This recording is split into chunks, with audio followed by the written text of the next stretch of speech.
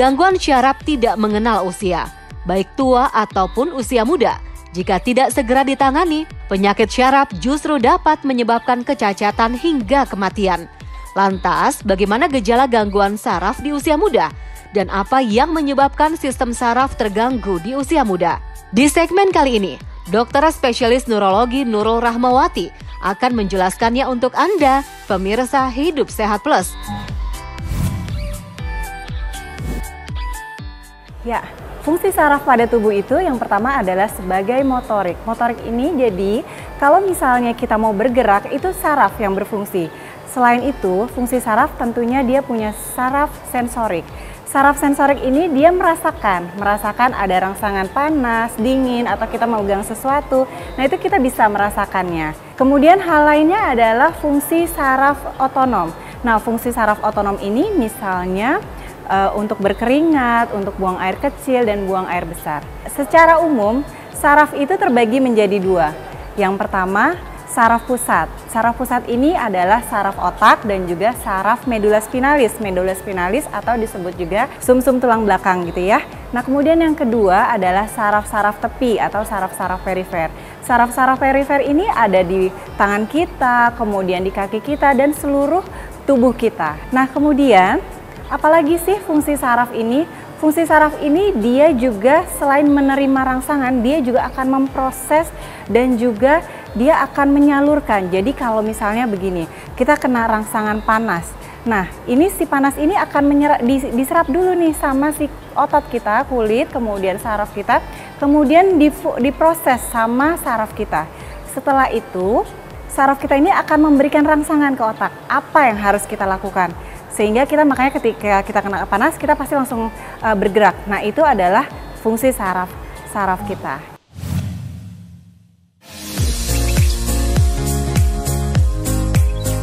Saraf berperan penting untuk mengatur setiap kegiatan dalam tubuh, mulai dari berpikir, melihat hingga bergerak.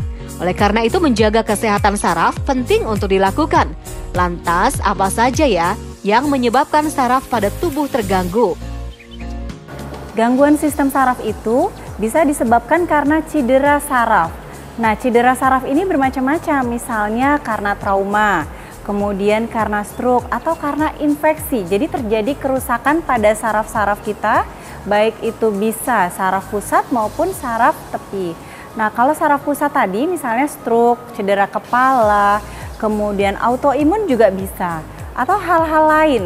Misalnya infeksi kepala. Nah kemudian hal lainnya adalah penyebab sarafnya adalah gangguan autoimun. Serta juga bisa terjadi gangguan atau defisiensi multivitamin. Multivitamin ini spesifik ke arah vitamin-vitamin yang mempengaruhi saraf. Misalnya vitamin B1, B6, B12.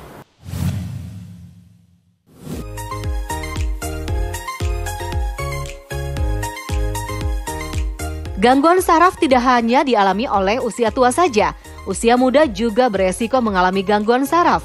Lantas bagaimana ya gejalanya? Gejala neurologis pada pasien-pasien muda antara lain ini sebenarnya sama. Jadi ada gangguan motorik itu kelemahan sebelah. Atau mungkin gangguan sensorik itu kebas, kesemutan, atau mungkin dia tidak bisa merasakan di tangannya itu kena panas atau dingin. Nah kemudian yang selanjutnya adalah gangguan otonom. Gangguan otonom ini misalnya dia tidak bisa berkeringat atau tidak bisa buang air kecil, buang air besar juga. Nah selain itu gangguan yang bisa terkena di otak atau sistem saraf pusat antara lain adalah gangguan memori atau gangguan berbahasa. Jadi pasien tersebut tidak bisa mengerti apa yang diucapkan orang lain atau bahkan dia malah tidak bisa berbicara sama sekali atau keduanya itu juga bisa. Nah kalau yang lebih berat lagi itu bisa terjadi gangguan penurunan kesadaran. Nah sementara itu kalau pada sistem saraf perifer atau sistem saraf tepi itu gejalanya lebih khas, misalnya kebas, kesemutan gitu ya. Itu tadi gejala neurologis pada pasien-pasien saraf. Sementara itu penyakit-penyakit neurologis yang sering terjadi pada pasien-pasien muda, yang pertama itu pasien sering nyeri boyok, nyeri pinggang atau nyeri leher. Nah kemudian sering juga terjadi pasien-pasien ini nyeri kepala.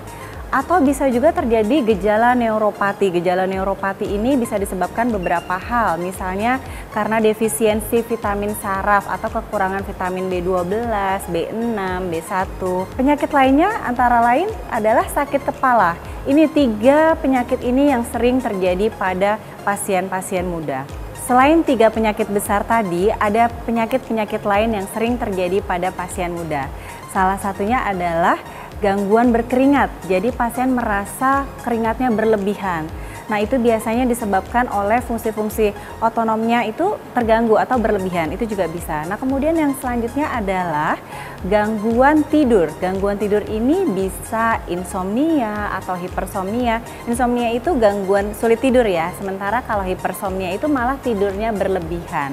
Atau mungkin bisa juga gangguan tidur lain seperti misalnya obstruktif sleep apnea, jadi pasien mengorok. Nah, demikian penyakit-penyakit yang sering pada pasien-pasien muda.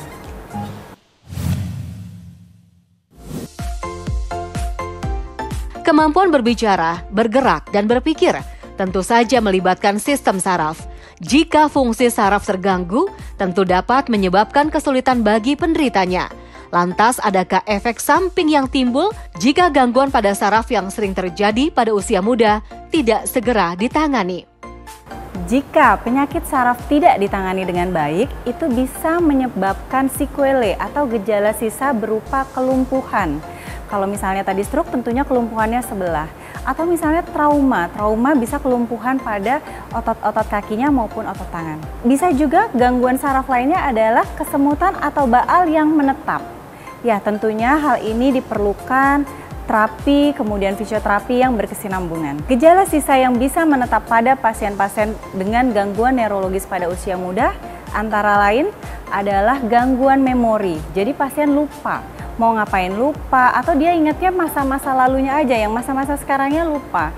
Nah, kemudian bisa juga terjadi gangguan komunikasi. Ini bisa menetap, bisa selamanya jika tidak ditangani dengan baik. Gangguan komunikasi itu bisa sulit berbicara atau bahkan tidak mengerti pembicaraan.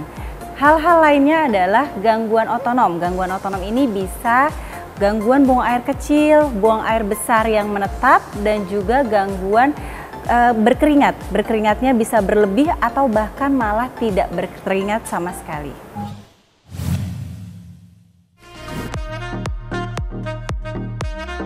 Beragam mitos banyak beredar tentang proses penyembuhan dari gangguan saraf. Salah satunya totok saraf dapat menyembuhkan gangguan saraf. Benarkah itu fakta atau mitos? Fakta. Totok saraf ini merupakan metode tradisional atau bisa juga disebut dengan akupuntur. Namun memang yang melakukannya harus orang yang tepat, orang yang berpengalaman, misalnya spesialis akupuntur. Jadi bisa kita combine antara terapi modern yang dilakukan oleh dokter dan juga terapi alternatif seperti totok saraf ini atau yang kita sebut akupuntur. Akupuntur ini berguna untuk pasien-pasien yang menderita nyeri kronik. Kemudian bisa juga digunakan untuk memperlancar aliran darah kita. Ya, hal-hal lainnya adalah bisa memperbaiki spastisitas. Jadi kalau pada pasien-pasien stroke misalnya, sequelnya itu kan bisa berupa kelemahan dan juga kaku. Nah, kaku ini bisa diperbaiki dengan akupuntur.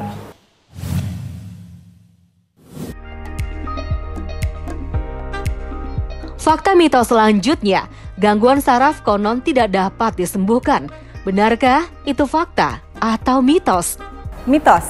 Jadi penyakit saraf itu bisa disembuhkan. Caranya adalah dengan pengobatan, satu.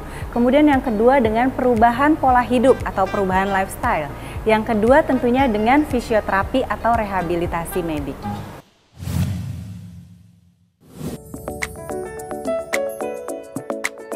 Sudah jelaskan bagaimana gejala gangguan saraf pada usia muda. Agar Anda terhindar dari gangguan ini, yuk simak tips dari Dr. Nurul berikut ini.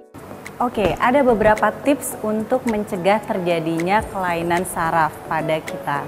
Yang pertama adalah perubahan lifestyle. Perubahan lifestyle ini, satu, olahraga secara teratur, bisa kita lakukan 150 menit per minggu dengan olahraga ringan, misalnya jalan kaki gitu ya. Nah, kalau misalnya kita kalkulasi itu berarti cukup 30 menit per hari.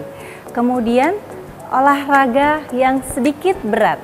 Nah, olahraga yang berat ini bisa kita lakukan cukup dengan 120 menit per minggu. Hal-hal lainnya kita bisa lakukan adalah makan makanan yang sehat. Ya, dalam hal ini adalah kita harus mengurangi asupan kadar garam, kemudian asupan kolesterol, dan juga tidak boleh makan makanan atau minuman yang terlalu manis.